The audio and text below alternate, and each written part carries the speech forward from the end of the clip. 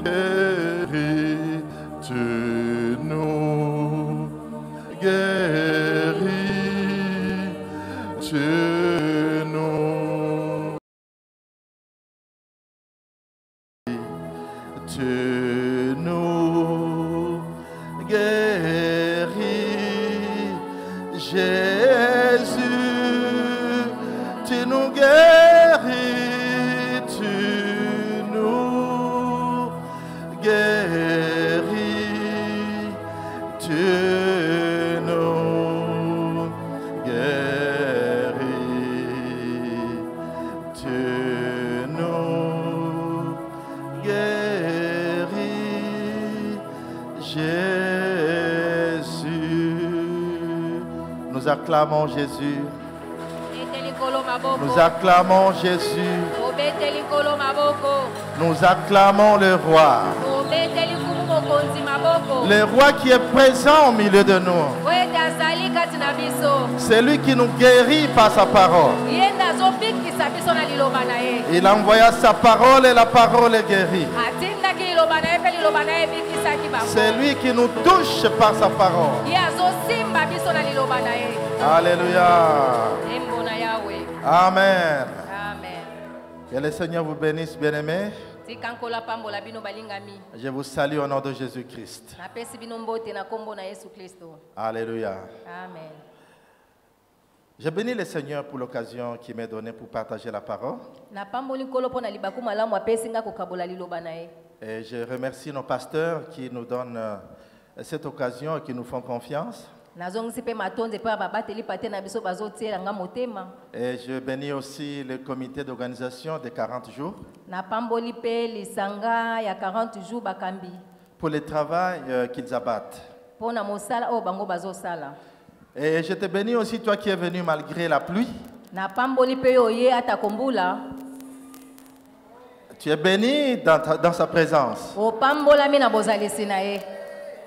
Le Seigneur me montrait déjà que nous serions peu nombreux aujourd'hui. Et ça, c'est vers 11 h déjà pendant que j'ai prié. Mais il y a une grande bénédiction qui va se répandre ce soir ici. Alléluia. Amen. Et cette pluie qui tombe ne tombe pas pour rien. C'est un signe de bénédiction. Alléluia. Amen. Cette semaine, nous amorçons la dernière semaine de nos 40 jours.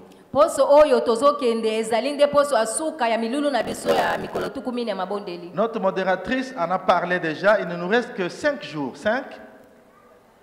La fin de 40 jours. 4 jours. Alléluia. Amen. Dieu nous a aidés depuis le début. Il nous a soutenus. Jusqu'ici, le Seigneur nous a secourus. Alléluia. Amen. Et si nous étions dans un vol d'avion, une hôtesse nous annoncerait la descente vers la destination. Alléluia. Amen. Et quand on amorce la descente, on doit serrer sa ceinture. Alors, dis au voisin, à ta voisine, serre ta ceinture. Car la fin d'une chose, mieux vaut que son commencement. Alléluia. Amen. Dieu nous a parlé de plusieurs manières. Tantôt d'une manière, tantôt d'une autre. Nous avons reçu de grandes révélations ici. De grandes proclamations à travers des messages donnés par des serviteurs et servants du Seigneur. Qui croit que ces proclamations vont s'accomplir pour nous? Moi, je le crois. Et si tu le crois aussi, dis 3 fois Amen. Amen. Amen. Alléluia. Amen. Oui, la parole de Dieu va accomplir ses effets dans nos vies. Et ce soir, j'amène une pierre additionnelle pour l'édification de cet édifice, bien sûr. Et le thème que j'ai reçu pour vous ce soir: comment demeurer sur la trajectoire des exploits.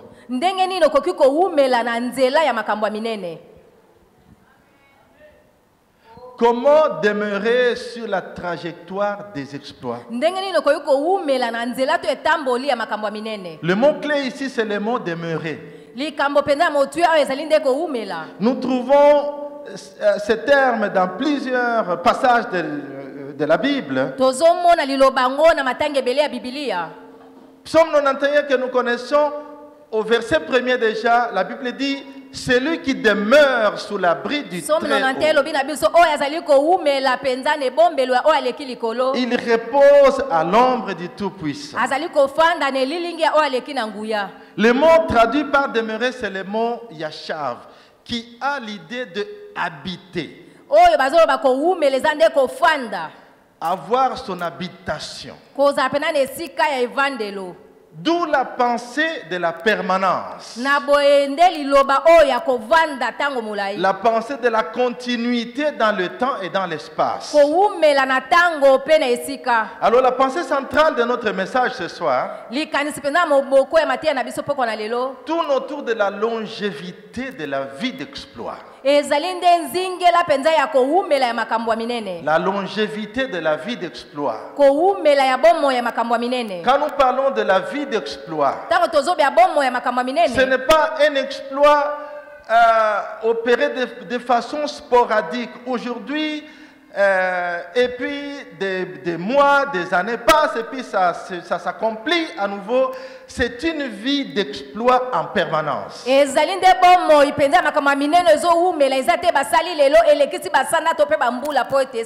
Alléluia. Amen. Dans la Bible et dans l'histoire, il y a des gens qui ont fait des exploits avec Dieu. En d'autres termes, ils ont produit des résultats spectaculaires avec Dieu. Et certaines de ces personnes ont tenu dans la durée. Ils ont, par la grâce de Dieu, eu la possibilité de se maintenir sur la voie ou la trajectoire des exploits. Mais il y en a d'autres qui, après avoir été utilisés par Dieu, ont disparu de la scène. Et ils ont fini par devenir l'ombre d'eux-mêmes. Paul, quand il arrive au soir de sa vie, c'est-à-dire vers la fin de sa vie, il écrit à son fils Timothée: j'ai combattu les bons combats de la foi. J'ai achevé ma course. J'ai gardé la foi. Il a demeuré sur la trajectoire des exploits. Et sa vie est une inspiration pour beaucoup, pour plusieurs aujourd'hui. Ce soir, Dieu va te communiquer ce pouvoir de tenir dans la durée. Est-ce que tu le crois? Le pouvoir de tenir dans la durée. Et de te maintenir sur la trajectoire des exploits. On ne parlera pas de toi en termes d'échec. Vous savez, il y a des gens dont les noms sont cités en référence à un exemple d'échec. Je vous donne l'exemple de Géasi. Géasi est un homme qui a été au service du prophète Élisée. Élisée lui-même a reçu la double onction de la puissance, la double portion de l'onction qui était sur le prophète Élie. Élisée a succédé à Élie, comme vous le savez. Et Élie a fini sa course dans la gloire. Il a même été enlevé. Alléluia. Amen. Et Élisée lui a succédé. Géasi, serviteur d'Élisée, était pressenti comme le successeur d'Élisée. Il a été le témoin des exploits que Dieu a accomplis par la main d'Élisée. Mais regardez comment il a fini sa vie, Géasi. Dans la disgrâce. Dans la disgrâce, dans la honte. Il est parti de la grâce à la disgrâce.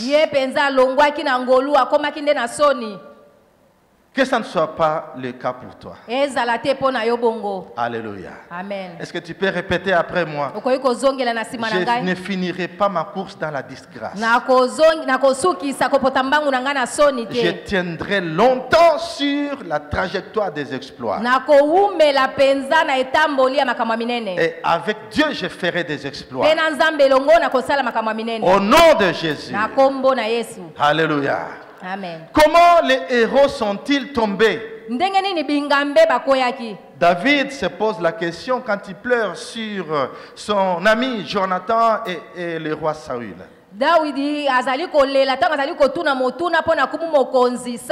C'est possible que les héros tombent.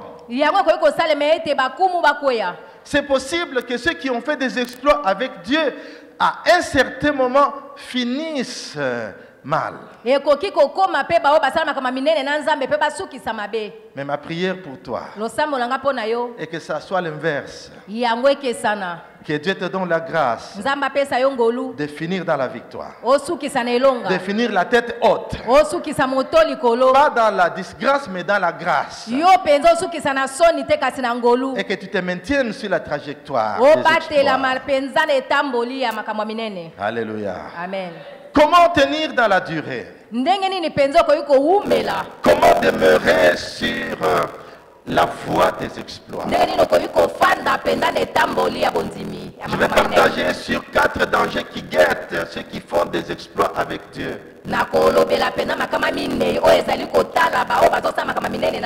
Et c'est en même temps des raisons pour lesquelles certains hommes forts d'hier qui ont produit des résultats avec Dieu n'ont pas tenu dans la durée.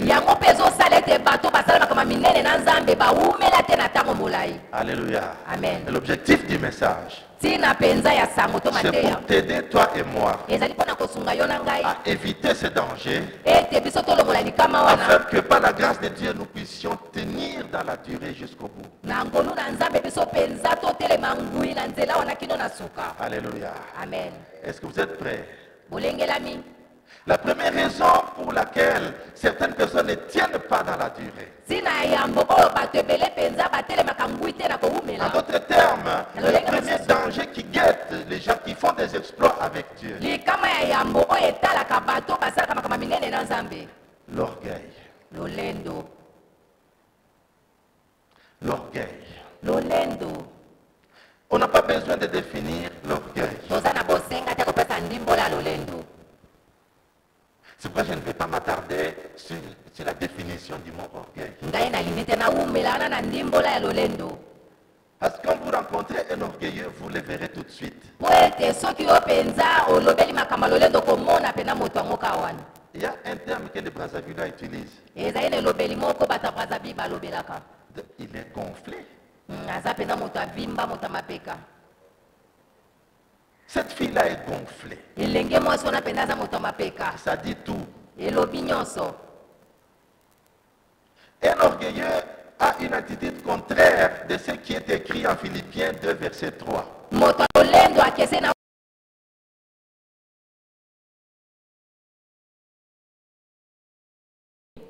Ne faites rien par esprit de parti ou par vaine gloire, mais que l'humilité vous fasse regarder les autres comme étant au-dessus de vous-même.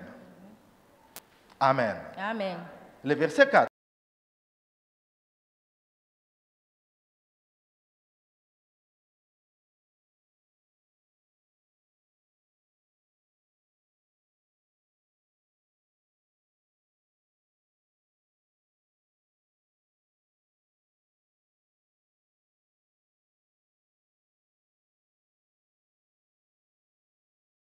Ou du contraire de l'orgueil, qui est l'humilité.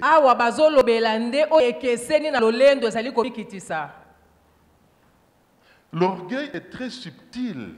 Ça passe. J'ai assisté à une conversation. Au bureau, il y a Mibembo Basala. Yosi okomana bongandanga. Oh, bongo yo okomana kinzamvwete. Na comme partout. Et puis Masolo continue. Tout le monde a quoi binot botika dans makelele ko. Donc batanga ba voyageur batanga pe bino ba bongandanga boende kinzamvwete. Bon voyage, net voyage, on a été au salon à Paris. Est-ce que nous avons belangote?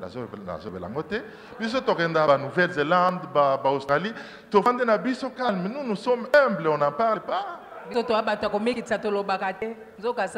Ça, c'est l'humidité, ça. Ah, c'est peut-être l'humidité.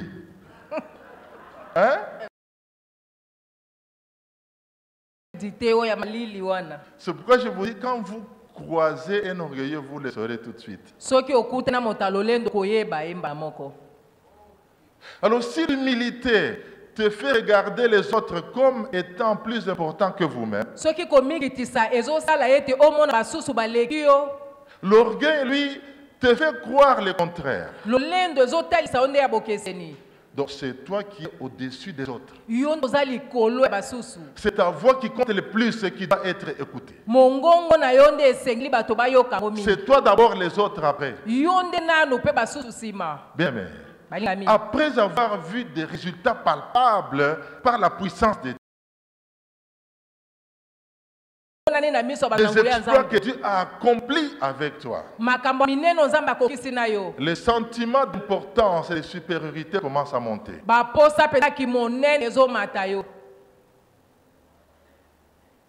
Et là, le danger arrive. Écoutez ce que dit le livre des Proverbes. Chapitre 18, verset 12. Avant la ruine, le cœur de l'homme s'élève, mais l'humilité précède la gloire. Alléluia. Amen. Quand l'orgueil remplit le cœur d'un homme, sa ruine est proche. Et avant d'être honoré, il faut savoir être humble. Alléluia. Amen. Dieu a accompli des choses avec toi. Et si l'orgueil monte en toi, le mouvement s'arrête. Nous sommes en train de parler de la trajectoire des exploits. Ça signifie que nous sommes en train de marcher avec Dieu. Et Dieu accomplit des choses avec nous. Si ce que nous avons fait hier avec Dieu fait monter l'orgueil à nous, la ruine est proche et nous sommes éjectés de la trajectoire des exploits.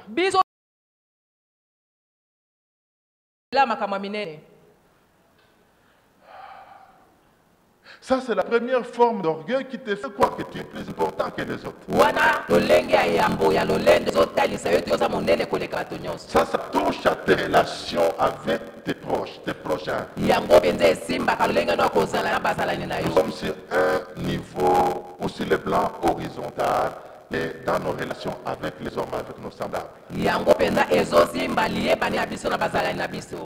Mais il y a pire que ça.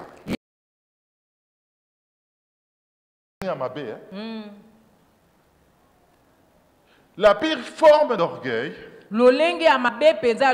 c'est quand l'homme s'attribue à lui-même le mérite de quelque chose que Dieu a accompli. Autrement dit, il s'agit de garder pour nous la gloire qui revient à Dieu. Bien aimé, tout ce que nous accomplissons sur cette terre aurait été impossible si Dieu ne nous avait pas donné la force. Et si Dieu ne nous avait pas soutenus, c'est possible de faire tout ce que nous avons déjà fait jusque-là. N'eût été l'Éternel qui nous sauva. Qu'Israël le dise.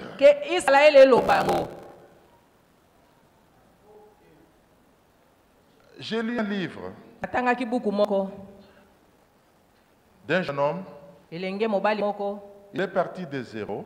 Et Dieu lui a donné la grâce d'avoir de l'argent. Je ne cite pas les noms des gens. Je ne cite même pas le titre du livre. Parce que si je cite le titre du livre et l'auteur, vous connaîtrez tout de suite. Alors, quelque part dans un chapitre,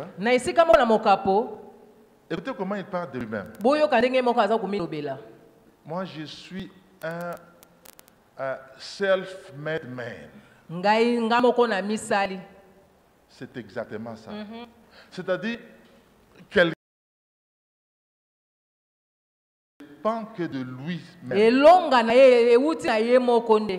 Self-made man.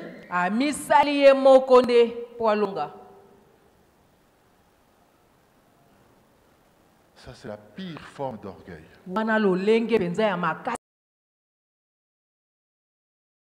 Dans tout ce que tu fais. Qu'as-tu que tu n'aies reçu? L'apôtre Jacques écrit ceci.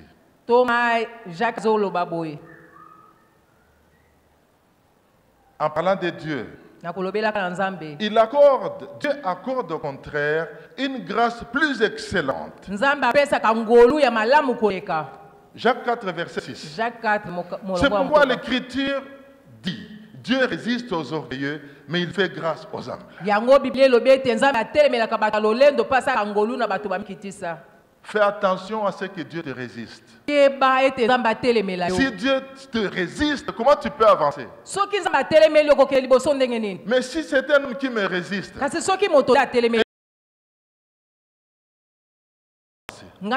mais si c'est Dieu qui te résiste,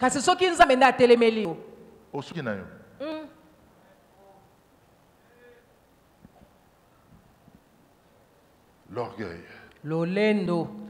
peut facilement éjecter la personne de la trajectoire des exploits.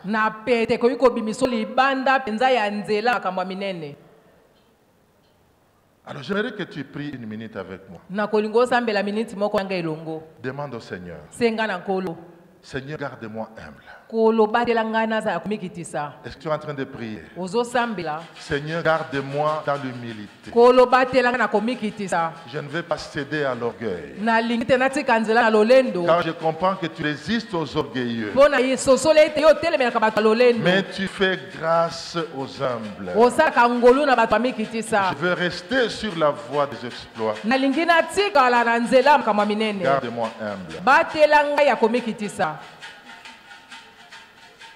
Amen. Amen. La deuxième raison pour laquelle les gens qui ont fait des exploits ne tiennent pas dans la durée, c'est la violation des stratégies de victoire. La violation des stratégies de victoire. Il y a des stratégies que Dieu t'a communiquées qui ont fait des preuves. Dans tes combats passés, Dieu doit avoir communiqué des consignes et des instructions précises. Et ces consignes-là doivent être observées et non violées. Juge chapitre 6. À partir du verset 16.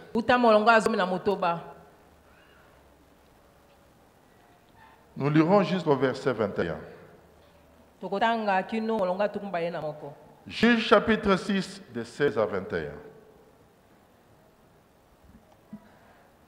Non, excusez-moi, c'est Josué. Josué.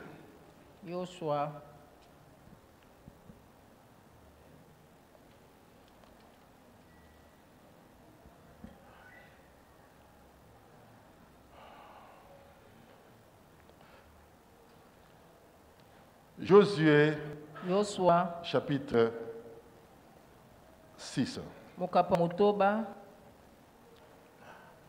À partir du verset 16. Est-ce que vous y êtes?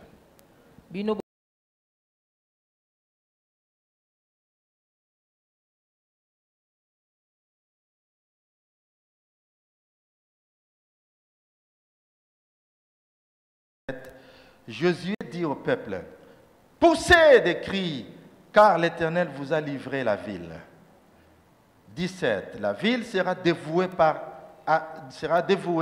à l'Éternel par interdit, elle et tout ce qui s'y trouve. Mais on laissera la vie à Rahab, la prostituée, et à tous ceux qui seront avec elle dans la maison, parce qu'elle a caché les messagers que nous avions envoyés. 18. Gardez-vous seulement de ce qui sera dévoué par interdit.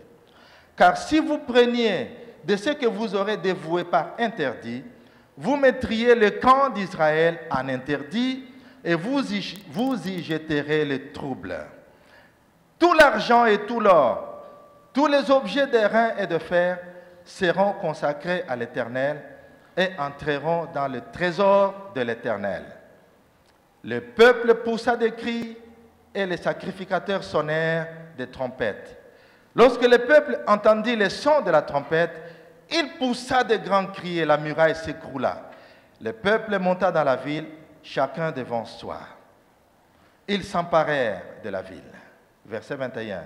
Et ils dévouèrent par interdit, au fil de l'épée, tout ce qui était dans la ville, hommes et femmes, enfants et vieillards, jusqu'aux bœufs, aux brebis et aux ânes. Amen. Amen. Nous voyons des consignes précises de victoire. Pour faire tomber Jéricho. Ces consignes sont des stratégies claires et précises de la part de Dieu. Car Dieu veut donner la victoire à son peuple. Je vais dire en passant que les exploits avec Dieu dépendent des stratégies que Dieu donne.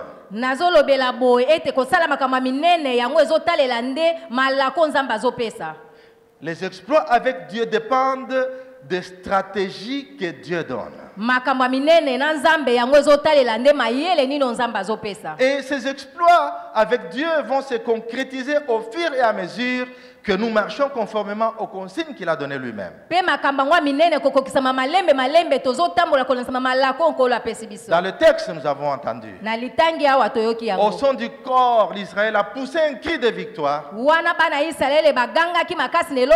ils ont déjà fait les tours nécessaires selon la consigne du Seigneur. Et Jéricho est tombé par la puissance de Dieu. Ils n'ont pas tiré une seule balle. Ils n'ont pas tiré une seule balle. Ils n'ont pas tiré une seule balle, un coup de fusil. Ils n'ont pas utilisé les armes. Voilà. Et la muraille s'est écroulée. Et la victoire a été totale. La muraille de Jéricho, selon les archéologues, était assez épaisse. Ce n'était pas un mur d'une brique ou deux. C'était, elle avait l'épaisseur d'une grande route, telle que deux gros camions peuvent se dépasser l'un l'autre. Qui pouvait faire tomber cette muraille? C'est des gens, des anciens esclaves d'Égypte qui sont en train d'aller vers la terre promise. Ils n'ont pas d'armes.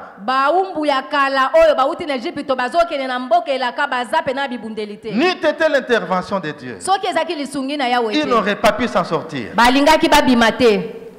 Alors la muraille est tombée et Jéricho est vaincu. Mais Jéricho n'était qu'une étape. Il y a une étape qui suit Jéricho. La grande ville Jéricho est tombée. Mais il y a une petite ville appelée Haï qui doit aussi être conquise. Mais là nous sommes déjà au chapitre 7 et on ne va pas tout lire. Vous trouverez que devant la petite ville de Haï, la chute a été cuisante pour Israël. Pourquoi est-ce qu'Israël a échoué devant une petite ville de rien du tout comme Haï? Le manque d'observance des consignes de victoire. Pendant que le peuple d'Israël a battu en retraite devant la petite ville d'Haï, ils ont battu en retraite, ils ont fui. Josué a déchiré les vêtements. Il se pose la question, Seigneur, qu'est-ce qui nous arrive? Et Dieu répond à cette question dans le chapitre 7. Le peuple a violé les consignes. Un certain Akan a plongé tout son peuple dans la défaite parce qu'il a violé la consigne. Et tout le peuple est tombé dans la honte. Vous voyez, une faute individuelle d'une seule personne, Akan, a causé du tort à tout un peuple. Le chemin des exploits, bien-aimés, peut être affecté par notre manque de discipline en matière de stratégie que Dieu nous donne.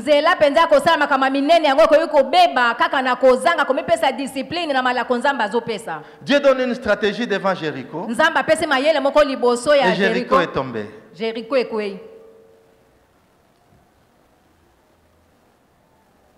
Mais pendant qu'on vouait la ville par interdit.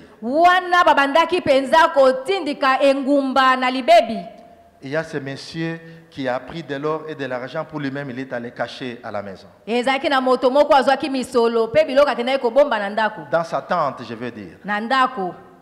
Et cela a déplu au Seigneur. Comment on peut violer les stratégies de victoire jusqu'à ce point? La question que je te pose, est-ce que tu comprends l'onction que tu as reçue? Tout à l'heure, nous avons prié pour l'onction. Comprendre l'onction que tu as reçue est une chose. Mais comprendre ce qui préserve cette onction sur toi est une autre chose. L'onction pour servir. L'onction pour une tâche quelconque.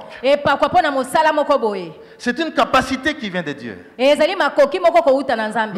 qu'est-ce qui sous-tend, qu'est-ce qui soutient cette capacité qui vient de Dieu? C'est notre discipline à observer la stratégie que Dieu a donnée.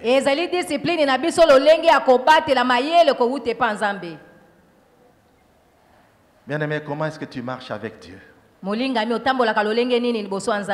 Quelle stratégie t'a fait gagner des victoires du passé? Alors garde ces consignes. Venez tous à moi, vous tous qui êtes fatigués et chargés. Et je vous donnerai du repos. En contrepartie, recevez mes instructions. Et si vous voulez expérimenter le repos en permanence, vous voulez tenir dans la durée, observez les instructions du Seigneur. Car toi et les stratégies que Dieu donne, vous constituez une unité. Vous formez une équipe à cause de la présence de Dieu qui se tient derrière ce qu'il a dit. Et il est écrit, Dieu se tient derrière sa parole afin de l'accomplir. Alors je dis que toi et les stratégies de Dieu, vous formez une équipe. Alors si vous avez gagné une bataille, restez dans l'unité, car on ne change pas l'équipe qui gagne, dit-on. La violation des consignes de victoire va t'éjecter hors de la trajectoire. Israël s'attendait à remporter encore une victoire sur Haï. Mais cela ne pouvait pas se faire tant qu'il y avait de l'opprobre parmi les peuples. Dieu a fait découvrir que la tente d'Akan avait été en cause.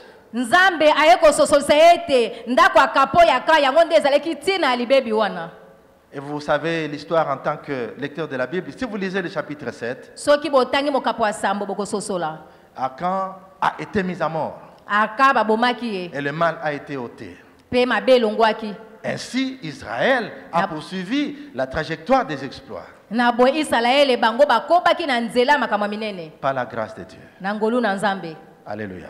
Amen. La première cause, l'orgueil.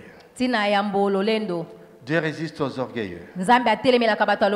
Et il fait grâce aux humbles.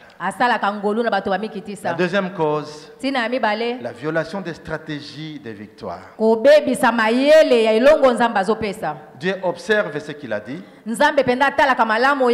et il nous regarde. Dans vos temps de prière, Dieu vous a communiqué des choses.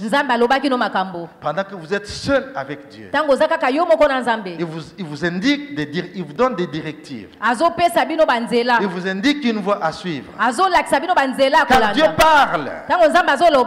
Vous suivez ces consignes et vous avez la victoire. Vous violez ces consignes, votre course vers les exploits s'arrête net.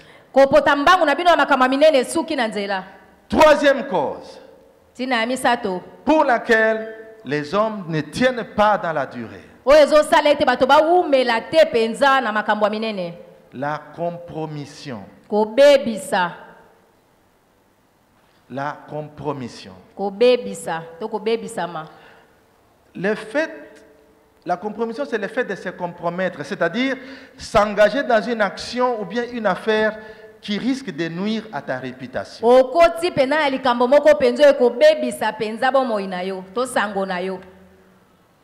Ta réputation ou ta renommée. La compromission peut prendre plusieurs formes. La première forme, c'est la désobéissance au commandement clair de Dieu.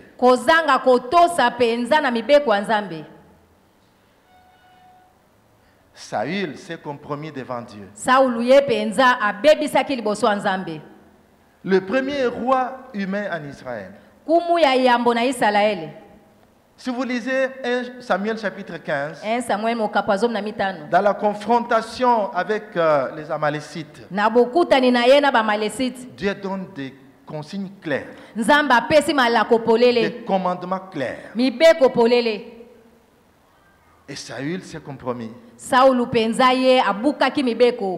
Et il a été écarté. Il n'est pas allé loin sur la trajectoire des exploits.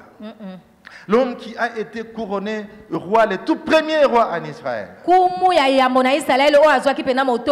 il a désobéi au commandement clair de Dieu. La première forme de compromission, c'est la désobéissance au commandement de Dieu. Et le Seigneur nous dit, si vous m'aimez, vous garderez mes commandements. Alléluia. Amen. Et à ceux qui aiment Dieu, et à ceux qui gardent les commandements de Dieu, il y a des choses que Dieu a préparées. La Bible dit que ce sont des choses que l'œil n'a point vues, des choses que l'œil n'a point entendues, que même les cœur humain n'a pu s'imaginer, mais que la grâce de Dieu a mis en réserve pour ceux qui aiment Dieu, pour ceux qui marchent dans les commandements de Dieu. Et ces choses vous amènent à faire des exploits avec Dieu. Alléluia. Amen. La deuxième forme de compromission, c'est placer nos propres désirs au-dessus de la volonté de Dieu.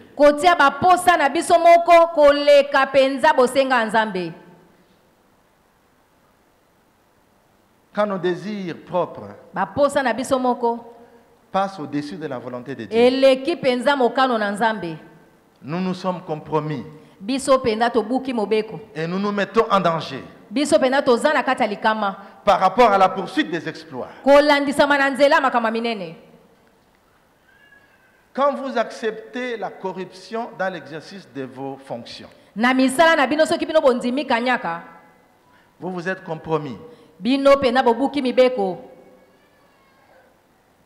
Quand vous cautionnez l'injustice, vous vous compromettez devant Dieu.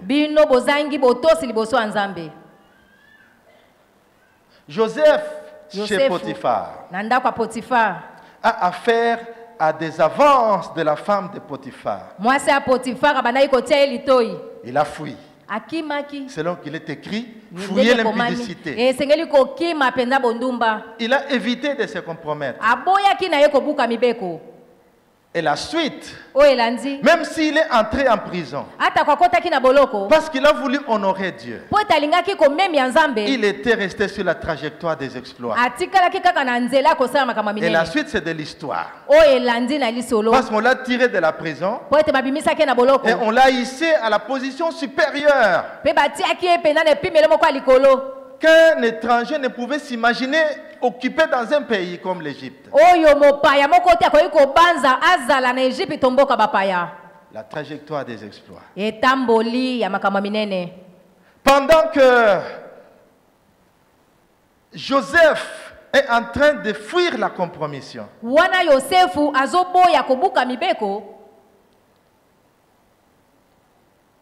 Il y a Samson. Lui qui s'est compromis. Il est entré, il s'est vautré bec et ongle toute la tête dans la boue de la compromission.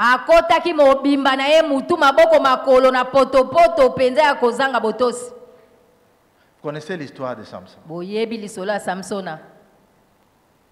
Mais avant que j'en arrive à Samson, quelqu'un dans cette salle est en train de passer des moments difficiles. Parce qu'il a refusé de se compromettre. Je ne sais pas de qui il s'agit. Dieu ne m'a pas donné de détails sur la personne. Vous avez refusé de vous compromettre. Et cela vous a attiré des ennuis sur le plan professionnel. La bonne nouvelle pour vous, c'est que le Dieu de la justice, c'est lui qui vous justifiera. Il s'élèvera en votre faveur. Car Dieu honore ceux qui l'honorent. Alléluia. Amen. Samson. Nous parlons de la compromission. Le jeune prédicateur d'hier qui était ici a parlé de la naissance de Samson. Ah, que Dieu bénisse ce jeune homme. Alléluia. Amen. Il a évoqué de la naissance. Il a évoqué la naissance de Samson. Soit dit en passant, cette naissance a 3 caractéristiques principales.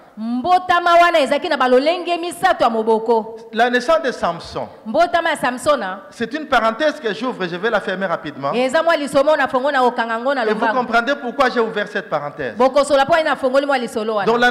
première caractéristique de la naissance de Samson, c'est que c'est l'une des rares naissances dans la Bible qui ont été divinement annoncées.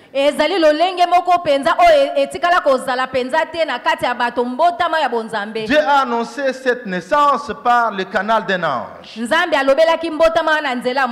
Les 2 autres naissances, c'est la naissance de Jean-Baptiste et la naissance de Jésus-Christ. La deuxième caractéristique de la naissance de Samson, c'est que la raison de cette naissance a été révélée même avant que Samson ne soit né.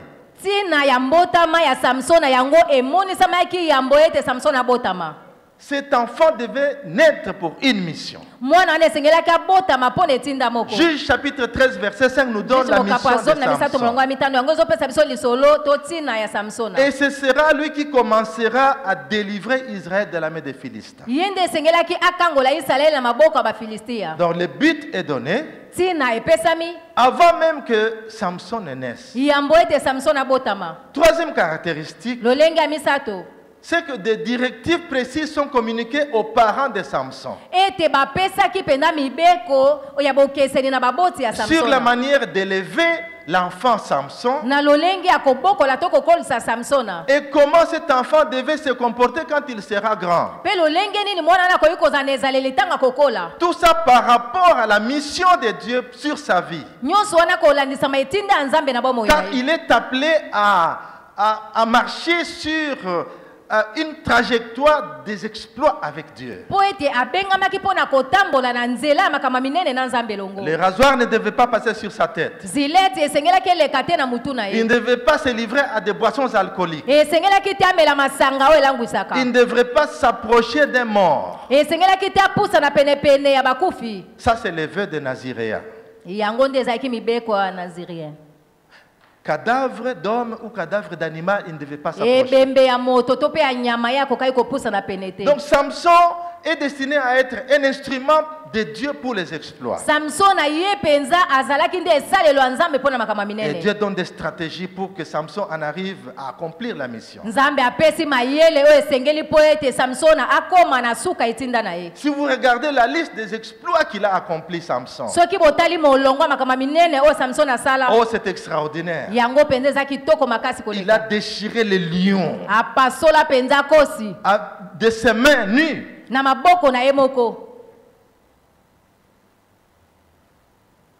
Déchirer les lions. Et une fois, on l'a enfermé à Gaza. On l'enferme à Gaza. Le portail est fermé hermétiquement. Bien aimé, il y a plusieurs manières d'ouvrir des portes. Quand des portes ne s'ouvrent pas, il y a une manière forte. Alléluia. Amen. Vous avez la clé, vous pouvez ouvrir une porte. Vous pouvez frapper quelqu'un qui est à l'intérieur, peut vous ouvrir la porte. Mais il y a des portes qui ne peuvent pas s'ouvrir. Vous avez la clé, la porte est bouillie. Vous frappez, on ne vous ouvre pas. Mais Samson a picolé portail. Portail de l'entrée de la ville. Et il emporte ça. Et il va déposer ça sur une haute montagne. Est-ce qu'il avait besoin de ça pour sortir? Ça, c'est pour nuire aux Philistins. Oui, justement parce que sa mission consistait à commencer à délivrer Israël.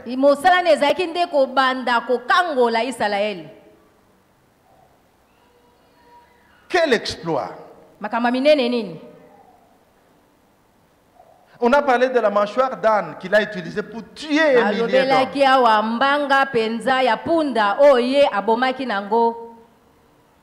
Mais écoutez quelqu'un qui fait de tels exploits. Un aigle qui est censé voler dans les hauteurs. Mais il s'est fait attraper par une prostituée. Comme une vulgaire poule. Comment les héros tombent-ils? Comment les hommes forts tombent-ils? La compromission fait tomber les hommes forts.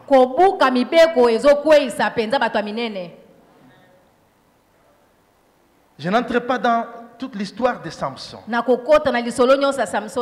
Pendant qu'on a mis la main sur lui par ses ennemis, soit dit en passant, il est censé commencer à délivrer Israël de la main des Philistins qui exerçaient une domination sur eux.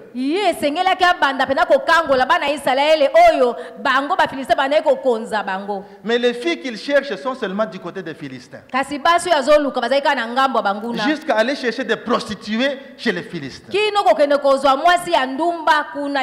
Quelqu'un qui avait une onction depuis le sein de sa mère. Bien aimé, on ne joue pas avec l'onction de Dieu. Je prie fortement pour toi que cela ne puisse pas t'arriver. La chute de Samson était un processus, ce n'est pas un événement fortuit qui est arrivé en une fois. Pendant qu'il cherchait, il était sur le chemin en train de chercher à aller plaire à sa copine, on va dire. Du côté des Philistins.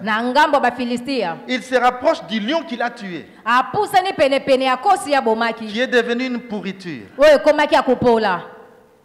Mais les abeilles ont fait une ruche. Ils ont fait du miel là-dedans.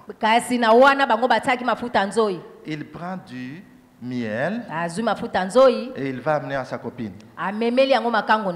Est-ce qu'il n'a pas violé la loi du Naziréa? Il s'est approché du cadavre. Et le processus a commencé. Le rasoir ne devait pas passer sur sa tête. Mais il a livré le secret de sa force. Bon, pour les liqueurs fortes, je n'ai pas vu où il a bu. Mais je m'imagine dans les divertissements chez ses copines. Ce n'est pas écrit, mais je m'imagine. Parce qu'il y a des fêtes qui étaient organisées dans sa belle famille, entre guillemets. Est-ce qu'ils n'ont pas pris de l'alcool? Je ne sais pas. Mais au moins, on a clairement deux consignes qui sont brisées, violées. Il s'est rapproché du cadavre. Il a livré le secret de sa force. La force, ce n'était pas dans ses cheveux. La force venait de Dieu. Et les cheveux étaient les signes de sa consécration à Dieu qui lui donnait la force. Mais il a violé les consignes. Et il s'est compromis. Bien aimé, faites attention à la compromission. On peut se compromettre très facilement. Mais cette compromission va vous éjecter de votre trajectoire des exploits. Voilà Samson qui est devenu aveugle parce qu'on lui a crevé les yeux. Ah, les yeux sont la lampe du corps. Quand vous a crevé les yeux, on vous a enlevé la vision. Et la Bible dit sans vision, le peuple est sans frein. Ses ennemis devaient se rassurer que Samson ne puisse plus voir. Parce que s'il fait ces numéros-là, c'est parce qu'il voit. On doit crever les yeux. Tout de suite. Il est devenu prisonnier. Il est devenu la risée du peuple des Philistins. Il est devenu un jouet. Un aigle qui volait très haut. Il est prisonnier de ses ennemis à cause du manque de discipline, à cause de la compromission. Mais notre Dieu, il est un Dieu de miséricorde. Il est un Dieu de miséricorde. Pendant qu'il était rendu en état d'esclave, les cheveux commençaient à pousser. Les cheveux commençaient à pousser. Les cheveux commençaient à pousser. Il est dans une misère. Mais on a affaire à un Dieu de miséricorde. Ah, c'est comme qui dirait, Dieu a jeté sa corde à la misère de Samson pour le tirer de sa peine. Et on va tirer Samson de sa prison afin qu'il puisse égayer des païens qui adorent leur Dieu Dagon dans le temple.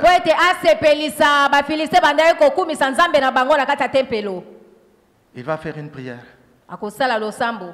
D'abord, il demande qu'il s'appuie sur 2 colonnes. Et la prière qu'il fait, c'est une prière compliquée. Hein? Juste 16, verset 28. Écoutez ce qu'il demande. Alors Samson invoqua l'Éternel. Il dit, Seigneur éternel, souviens-toi de moi, je t'ai pris. Oh Dieu, donne-moi de la force. Seulement cette fois. Et que d'un seul coup, je tire vengeance des Philistins pour mes 2 yeux.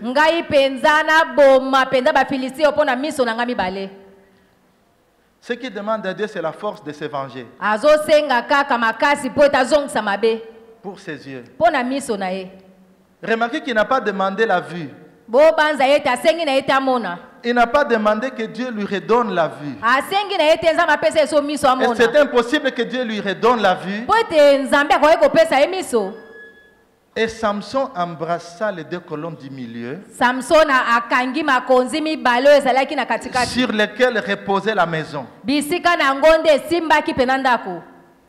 Verset 30. Écoutez la proclamation de Samson. Que je meure avec les Philistins.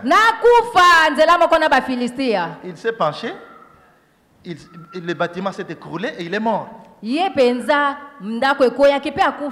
est mort avec ses ennemis. Et c'est ce que nous lisons là-bas.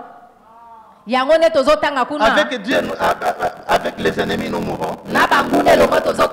Avec Dieu, nous ferons des exploits. Il écrasera nos ennemis. Ce n'est pas écrit, il nous écrasera avec nos ennemis. Mais il pouvait demander la mort des ennemis et rester en vie. Dieu lui aurait donné et la vie et la vue. Mais il demande la mort. Qu'est-ce que tu demandes à Dieu? Je sais qu'à cause des souffrances, tu peux demander des choses compliquées à Dieu. Heureusement, Dieu est bon. Si Dieu tenait compte de nos petites prières là, limitées là, on va rien recevoir de la part de Dieu. Heureusement, Romains 8, 26.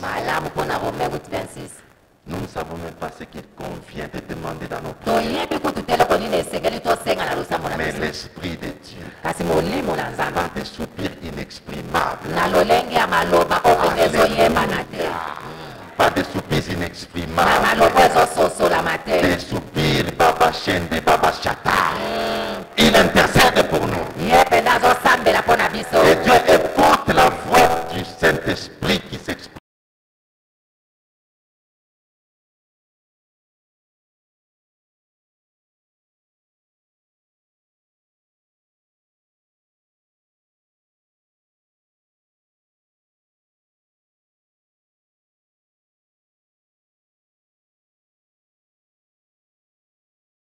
Une dimension normale. Mais dans la dimension de l'infini. Qu'il en soit ainsi pour ta vie. Qu'il en soit ainsi pour ta foi. Alléluia. Amen. Samson est mort dans un temple de païens. Avec ses ennemis. Est-ce qu'il a accompli la totalité de sa mission? Il a été pour... Parce qu'il a eu une force extraordinaire en conséquence. Mais il est mort. Je me pose la question. Étudiant de la Bible, vous pouvez m'aider. À quoi sert une victoire que l'on remporte en mourant soi-même? On fait à sa carrière. On demande à Dieu, donne-moi la force que je meure avec mes ennemis. Et Dieu donne la force et tu meurs avec les ennemis. Ça te sert à quoi cette victoire? C'est un point d'interrogation. Je réfléchis à haute voix. Je ne sais pas ce que vous en pensez, mais c'est une question. La compréhension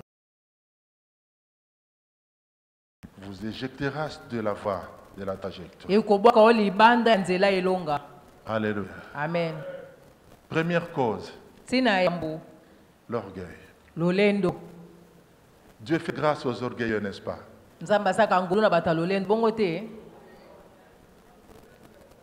Il fait grâce aux humbles.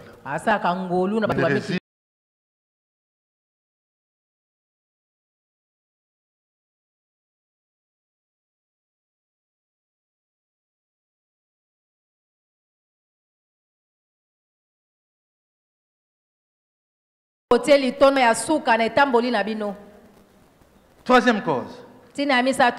La compromission. Ezali kobuka mobeko. Quatrième. Pour terminer avant qu'on prie. La quatrième raison que j'ai sur ma liste pour laquelle les gens se disqualifient par rapport à la trajectoire des exploits, c'est la mentalité d'arriver. C'est-à-dire se croire déjà arrivé. Ah. Tu te comportes comme quelqu'un qui est déjà arrivé. Pourtant ta vie continue. Mais tu te crois arrivé. Lorsqu'on se croit arrivé, on ne fait plus de progrès quelconque. On ne sait plus avancer. Philippiens 3, 12 à 14. Philippiens 3, 12 à 14. Un passage que vous connaissez. Ça, c'est le grand apôtre Paul qui parle. Non, ce n'est pas que j'ai déjà remporté le prix ou que j'ai déjà atteint la perfection. Je cours pour tâcher de le saisir, puisque moi aussi j'ai été saisi par Jésus-Christ. Verset 13. Frère, je ne pense pas l'avoir saisi, mais j'ai fait une chose, oubliant ce qui est en arrière et me portant vers ce qui est en avant. Je cours vers le but pour remporter le prix de la vocation céleste de Dieu en Jésus-Christ. Amen. Amen. Ah. Paul confesse dans ce passage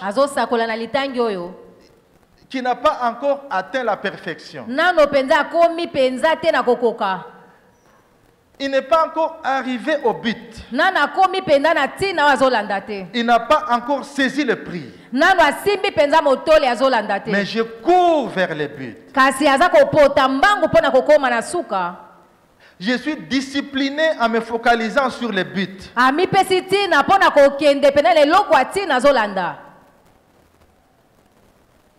Qui est ce Paul qui parle ainsi? Qui est ce Paul qui parle ainsi? Un homme qui a vu Jésus face à face sur le chemin de Damas. Il a été élevé jusqu'au 3e ciel. Il a reçu des révélations extraordinaires qui n'est pas permis à un homme d'exprimer. C'est un érudit qui a une grande connaissance, l'apôtre Paul. C'est un intellectuel de haut niveau. L'homme qui est responsable du 2/3 du Nouveau Testament aujourd'hui. Mais il dit, je ne suis pas encore arrivé. Mais j'ai fait une chose. J'oublie tout ce qui est en arrière. Les victoires d'hier, les échecs d'hier, je les oublie. Je suis focalisé vers le but. Je dois faire des progrès. Je dois saisir le prix. Alléluia. Amen. Regardez ce qu'il fait parce qu'il s'imagine qu'il n'est pas encore arrivé. Mais bisoba mususo aussi moi diplôme de gradué en marketing. Talamapeka. Pro. Donc on est arrivé. On ne suit plus de formation. On ne se recycle plus.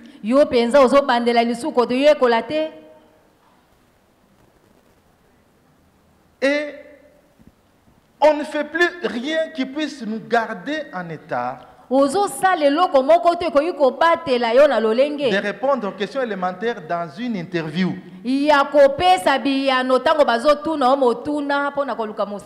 Bien-aimé, sur la trajectoire des exploits,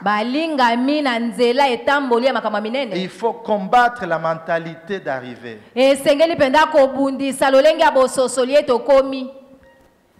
Il y a un frère qui est ici. Pendant que nous recevions les certificats de l'école de ministère, il m'interpelle. Il me dit, mais un docteur en théologie qui suit quand même cette formation de l'école du ministère. J'ai dit oui. On doit apprendre tout le temps. Qui est arrivé? Si tu te crois arrivé, tu as mis un point final à ton parcours. Nous ne connaissons qu'en partie. Nous apprenons auprès des grands. Nous apprenons auprès des petits. Comme les prédicateurs d'hier. J'ai tout suivi en ligne. Et j'ai béni Dieu. Alléluia. Amen. Nous apprenons de tout le monde. J'étais à Brazzaville. Pendant que je vivais à Brazzaville. Mon carnet a des notes. Le pasteur prêche, je prends note. Et il s'arrête en pleine prédication. Il dit, hey, vous là qui suivez la prédication, regardez d'abord ce papa-là. Ce papa-là. Il a une maîtrise en théologie. Nous sommes en 2014. Non, 2013. Mais il est en train de noter. Et puis autour de moi, il n'y a personne qui note. Allez-y comprendre.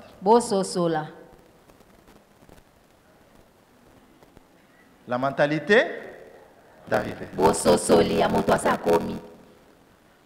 Dieu vous attend à un niveau supérieur. La mentalité d'arriver vous bloque dans à un niveau. Il y a une dimension de gloire qui t'attend. Tout ce que tu connais, ce n'est pas tout. Tout ce que tu as déjà vu, ce n'est pas tout. Tout ce que tu as déjà saisi, ce n'est pas tout.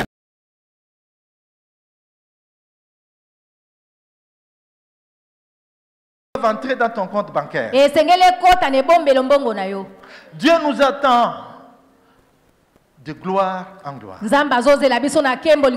gloire à une autre. D'une victoire à une autre. D'exploit en exploit. La Bible dit ceci. Proverbe 4, verset 18. Au contraire, la vie de ceux qui agissent bien. Ça, c'est la version de la parole de vie. La vie de ceux qui agissent bien est comme la lumière du matin qui brille de plus en plus jusqu'à midi. Alléluia. Amen. Midi, c'est le zénith de l'éclat du soleil. Parce que après-midi, c'est maintenant l'après-midi.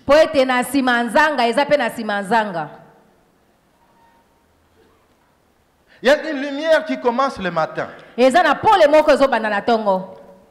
qui donne son éclat de plus en plus. Cette expression de plus en plus donne une idée de croissance de l'éclat de la lumière. Une idée de progression dans l'espace et dans le temps. Ma prière pour toi est que tu te positionnes sur la trajectoire des exploits jusqu'à atteindre le but de Dieu pour toi. Et ça demande une grâce que Dieu donne. Ne te bloque pas sur une forme de gloire que tu as reçue. Car ce que tu as reçu, ce n'est pas tout. Ce que tu as expérimenté, ce n'est pas tout. demeure sur la trajectoire des exploits. Et que ces exploits soient au mode de vie. Et il ne faudra pas que ton nom soit une référence pour le passé. Tu connais ces frères-là? Ah, quand il fut. Mais comment on peut te conjuguer au passé pendant que tu vis encore? Non, refuse ça. Refuse ça.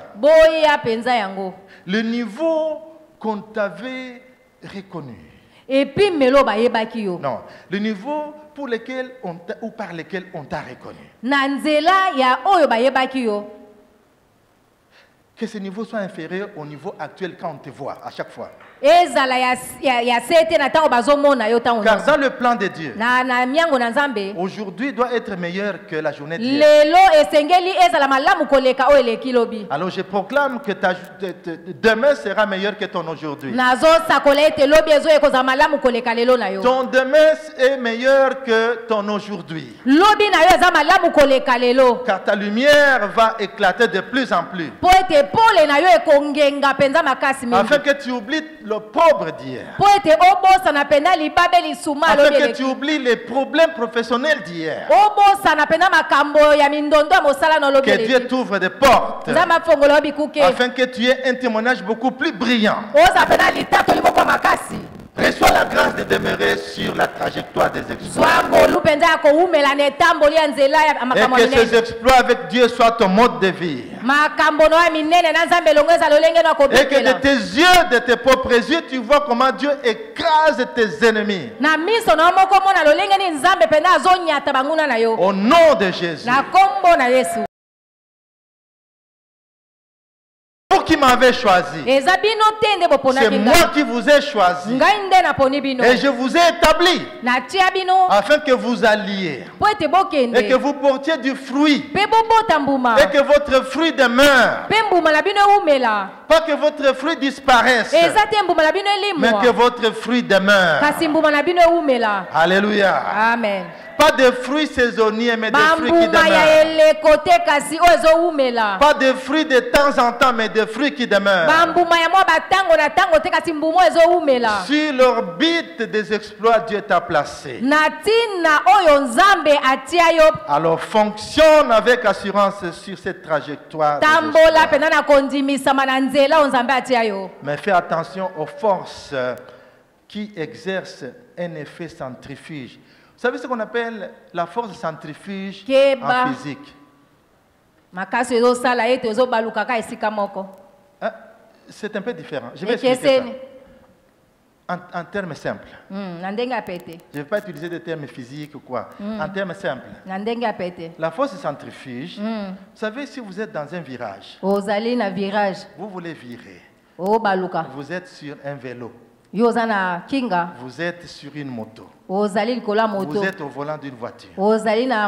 Sur un virage. Il y a une force qui vous pousse à sortir de la voie, de la trajectoire. Et si vous ne faites pas attention, ça vous amène en brousse. Et si vous êtes à côté du fleuve, hein? Alors, ce que nous venons de lister ici, ce sont des forces qui exercent un effet centrifuge. Ta trajectoire des exploits est là. Tu peux te promener librement, mais la compromission viendra te tirer de ta trajectoire. L'orgueil te tire de la trajectoire. La compromission te tire de la trajectoire. Et quand tu te crois arrivé, c'est fini, tu n'avances plus, tu sors de la trajectoire. Reçois la grâce de demeurer sur la trajectoire des exploits. Et que tu ailles d'exploit en exploit avec Dieu. Au nom de Jésus. Nous allons prier le Seigneur. Avant que je ne prie avec tout le monde, la chorale peut monter. La chorale peut monter. Ici, il y a des gens qui souffrent par leurs propres fautes parce qu'ils se sont compromis.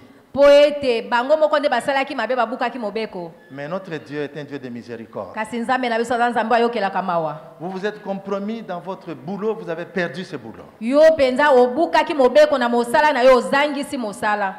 Et tu te retrouves sur la touche.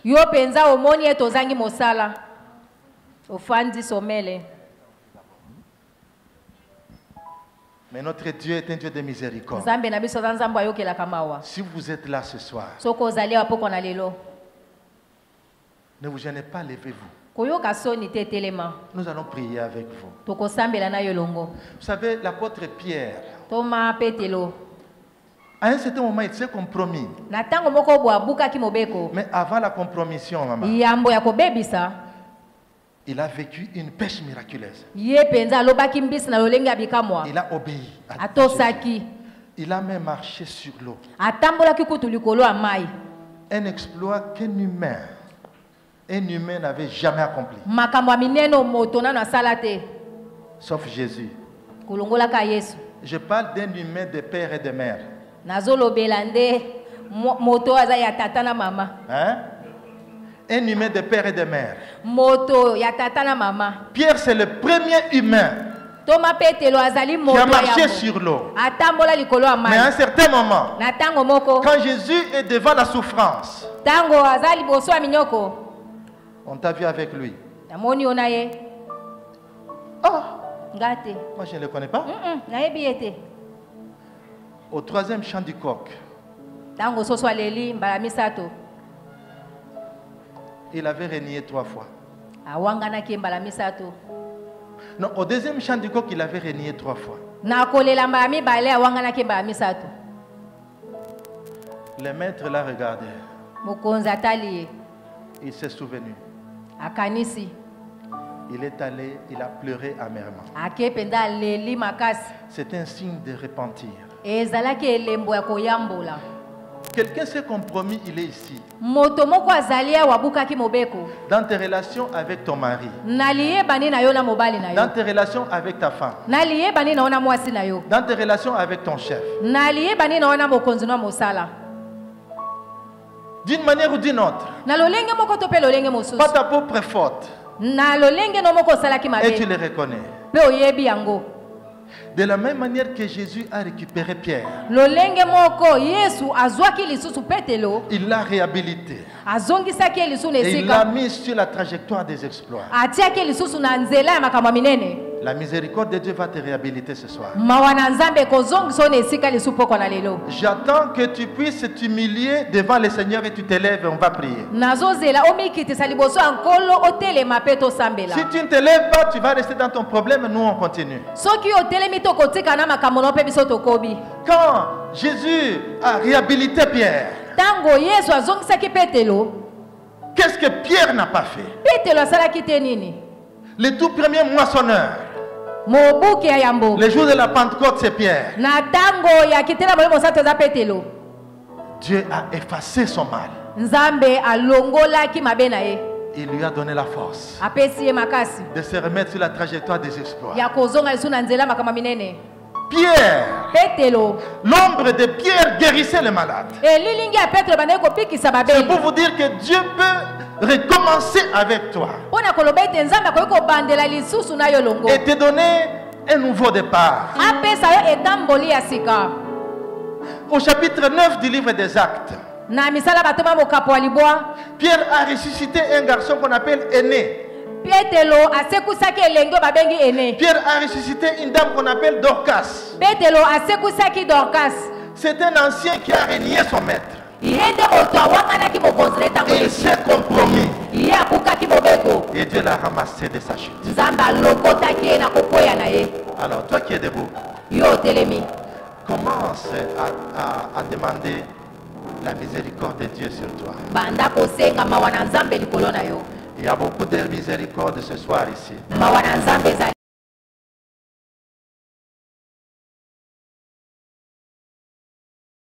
exploits. Et tu seras toi-même plus fier de toi qu'avant. Est-ce que tu es en train de prier le Seigneur? Demande que Dieu exerce sa miséricorde sur ta vie.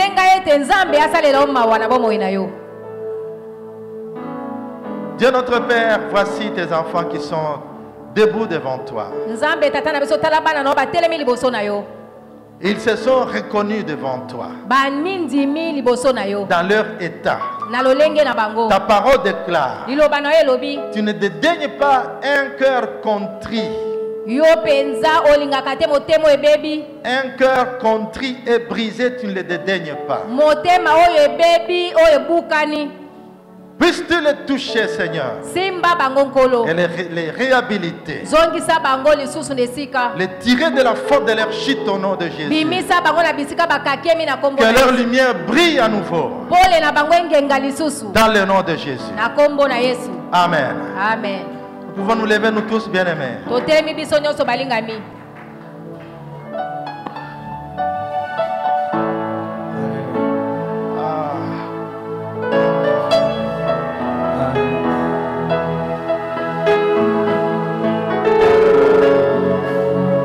Pendant que la chorale chante, tu vas dire au Seigneur: je sais que 2024 c'est une année d'exploit pour moi. Il y a des exploits qui m'attendent, Seigneur. Je ne vais rien rater. Rends-moi flexible.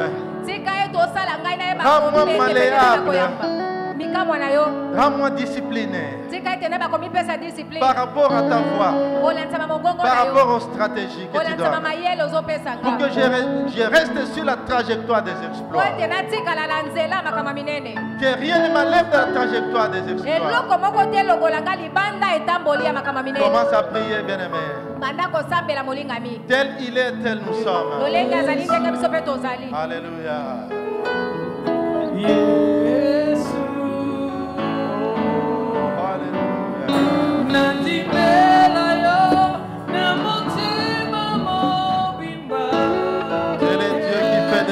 Avec nous.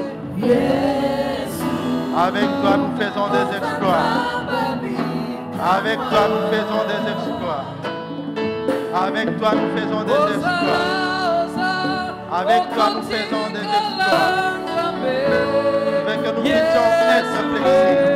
Je veux que nous soyons sensibles à toi. Dans le nom de Jésus-Christ. Oh Père éternel, donne-nous la grâce.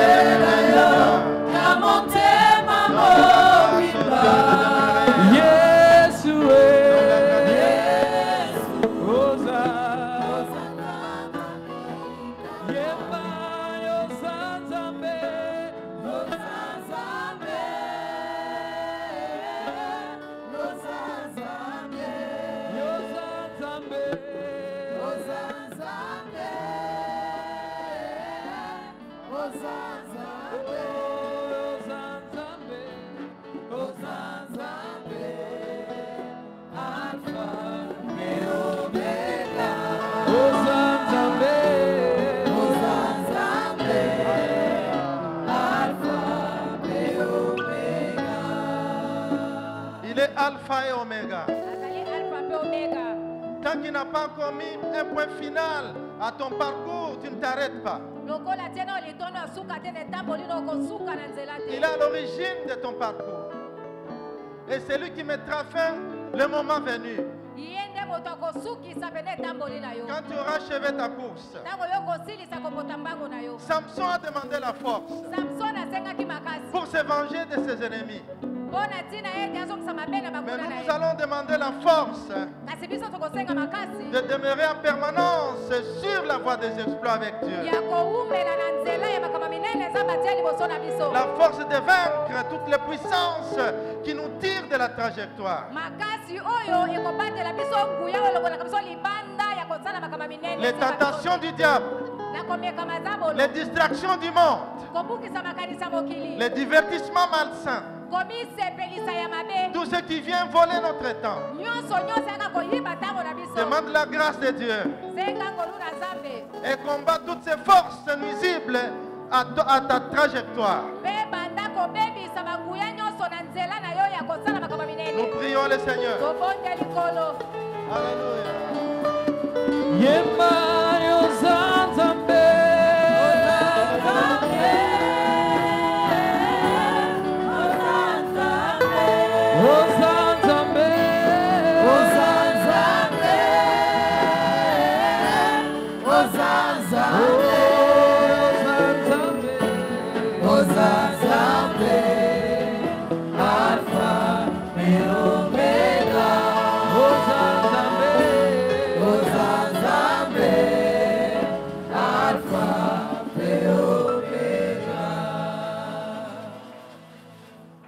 Bien-aimé, répète après moi. Je ne mourrai pas dans la honte. Je vivrai une vie d'exploit avec Dieu. De mon vivant, ma vie ne sera jamais conjuguée au passé. Je resterai sur la voie des exploits avec Dieu. Mon nom ne sera pas évoqué en référence aux mauvais exemples. Mais je serai une référence de la constance, de la fermeté et des progrès avec Dieu. Avec Dieu, je ferai des exploits. Il écrasera mes ennemis. Au nom de Jésus. Amen. Amen.